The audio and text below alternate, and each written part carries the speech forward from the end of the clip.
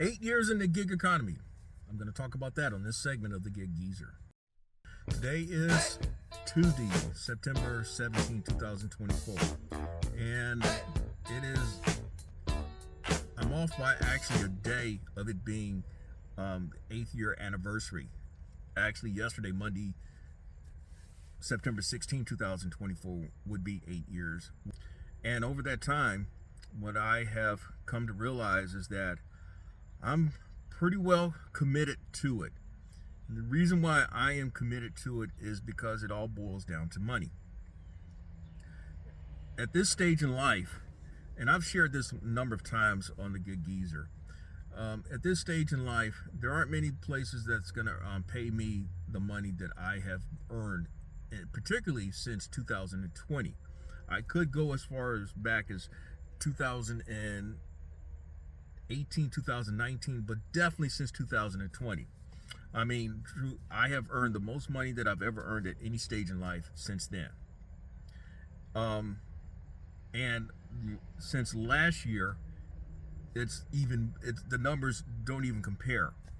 And there's enough content out there on the Gig Geezer in which I shared that at least that experience through 2023. In fact, this segment of the Gig Geezer sums up 2023.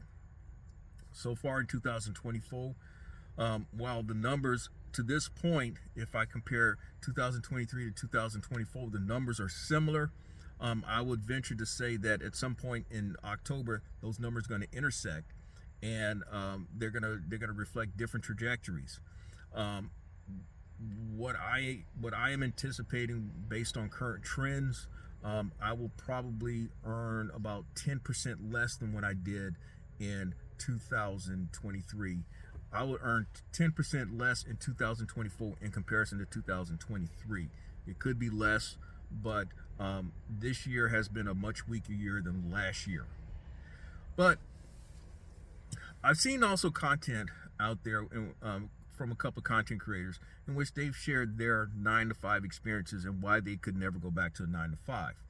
My entry into the gig economy was not based on a past 9-to-5 experience, although I've been around long enough to where I can share about 9-to-5s. I've shared multiple times and made multiple references to my formal background being a newspaper reporter.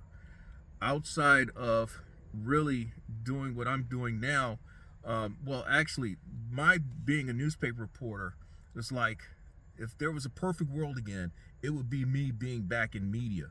But the I had to accept reality for whatever that was worth nearly 25 years ago when I got out of the newspaper business.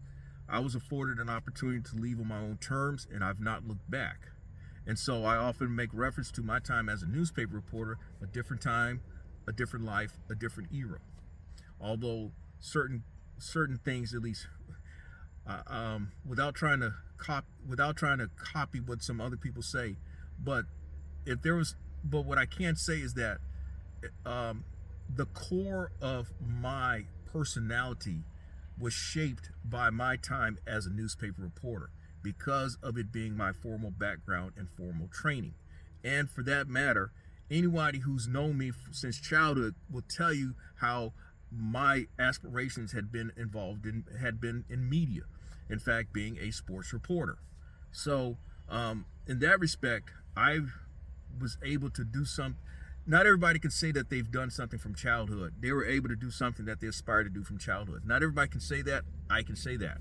Now, gig economy wise, if I were still a reporter, I'm pretty sure that I would have looked upon doing gig economy work in a very condescending way. Because of my being in media, we kind of exist in a bubble.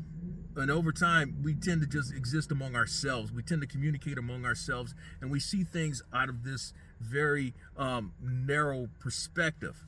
And it took my leaving the newspaper business to actually reconnect with society in many respects.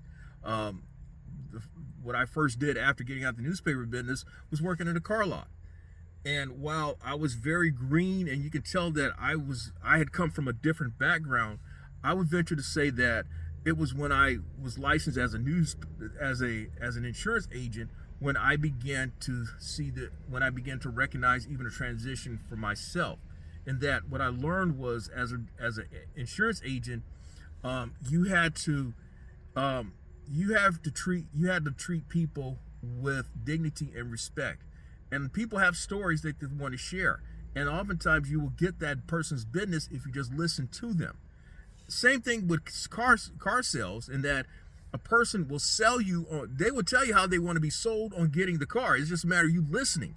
Now, those are things that you just don't, some people have the knack to do that, but someone like myself, that's something that I learned over time. So looking back, I might have looked upon a gig delivery worker again in a very negative light. I'd be leading the chorus in laughs and leading the chorus in jokes said about them. And what I will say though is that in my few conversations with former colleagues in the business, one thing that is, because of how technology has evolved to where when a good job 30, 35, 40 years ago was being a newspaper reporter. Well, that job does not really exist now. If you're going to be in media, you have to be a multimedia professional. And so that means you have to know how to do internet, content creating, video editing, and in addition to writing. And so that's the whole sphere. Whereas when I went to school, I went to school to write. I went to school to have my name, my byline, my name appear on a newspaper print. And I earned my stripes by writing about what people didn't want others to know about. The cool thing about technology and how things have evolved, you can still do that. It's just that you're a content creator, primarily as a content creator. And that's one of the cool things about being a content creator, in that it's allowed me to kind of tap into some of my formal background, and that I often say that my goal is to inform, educate, and maybe possibly entertain people. And so, by the way, if you like the content that's been provided in this segment or in any other segment, hit that subscribe button, give my content a thumbs up, share my content among others, and I definitely welcome your comments in the section below. So, after 8 years in the gig economy, I'd like to think that I have a certain amount of understanding and empathy for people's situation. Yes, I've talked about thirsties. Yes, I've talked about how they fucked up the market. And that's all true. At the same time, I also have talked about how there is a concept as to why things are the way they are in the gig economy, and that's based on supply and demand. What it amounts to is that over time, us drivers, those of us who are working these gig apps for the money that we make, and I'll go as far as to say in delivery and transport, when you have your DOT number and your MC number, and you're trying to negotiate opportunities, we are a dime a dozen, literally. And so there's a premium on the ability to really negotiate and strategize to make and making money out here.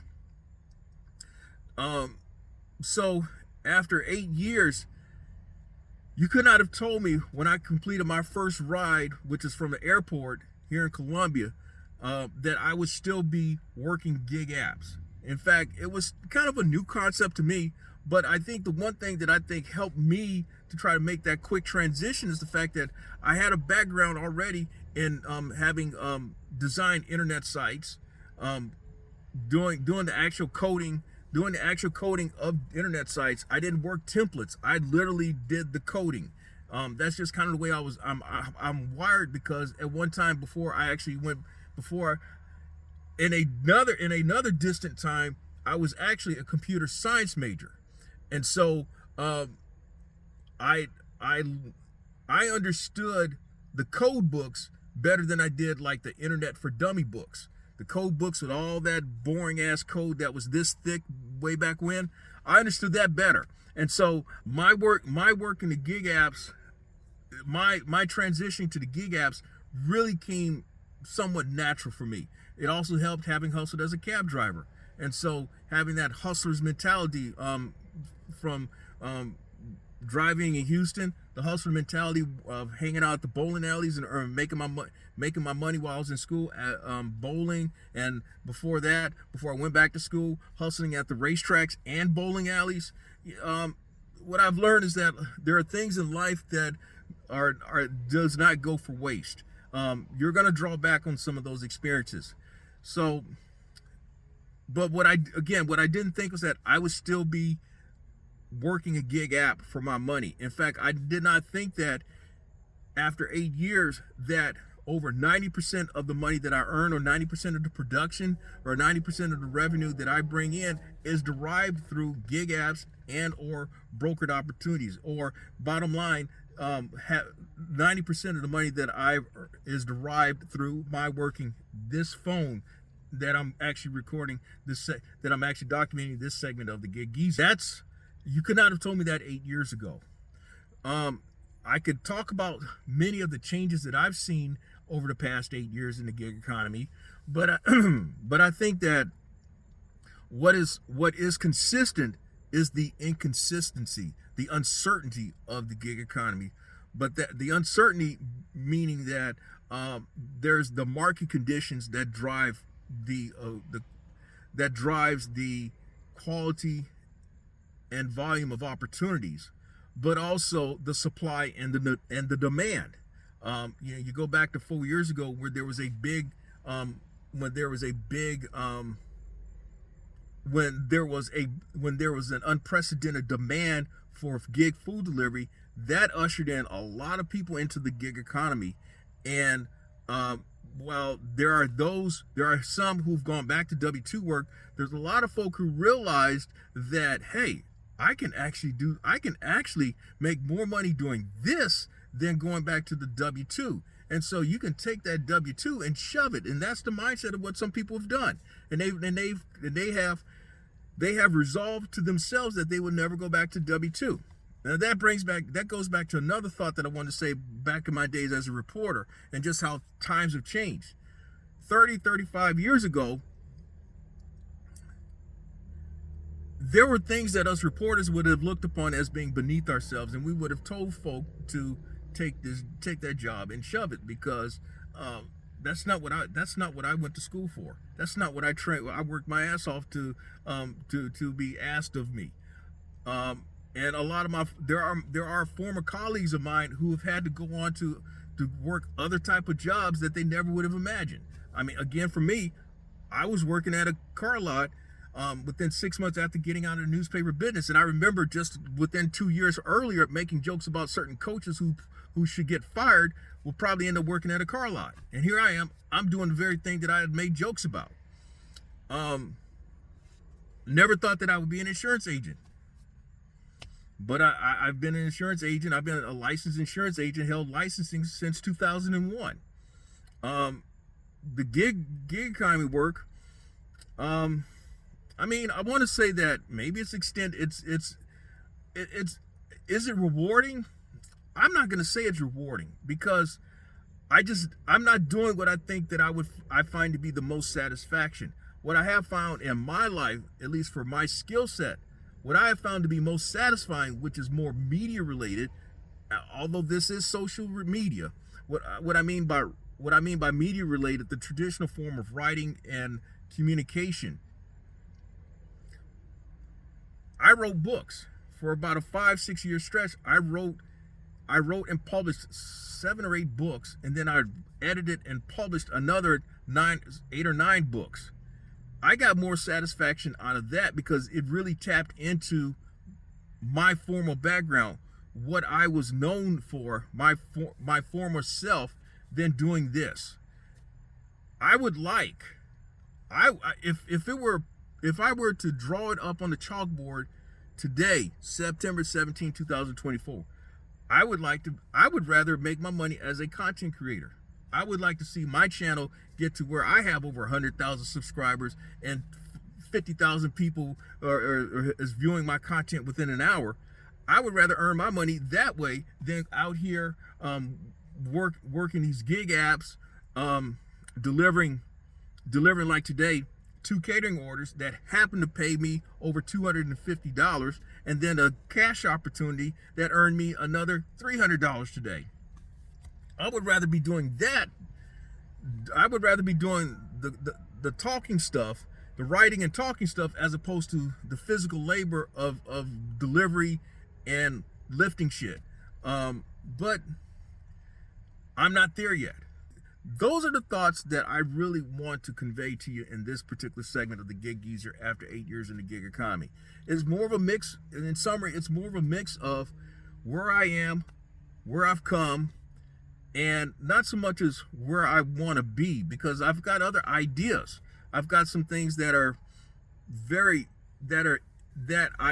are some directions that I would like to pursue, perhaps, that may offer me additional options, because the main thing in business is that you don't want to be stagnant. Stagnation is just not good. It's just not good. I mean, think of it in terms of water. You want to have a steady flow of water. Stagnant water stinks. Simple as that. It's not good for anybody, and it stinks. And so I don't want to be that. I want to be the flowing water. Always pushing myself for new ideas. Something that keeps me moving, keeps me even as I age. I mean, hey, next year I'll be Social Security eligible, so that I will be a true, chronologically, I will be a geezer of geezers. But at the same time, I still want to keep pushing myself so long as I'm able to keep pushing myself. And so that's all I have to share for this segment of the Gig Geezer. Hopefully you got something out of it. Hopefully you may be inspired out of it. If you like the content that's been provided in this segment or in any other segment, hit that subscribe button, give my content a thumbs up, share my content among others, and I definitely welcome comments in the section below. I'm Inwood Lane. As always, may your grind and may your hustle continue.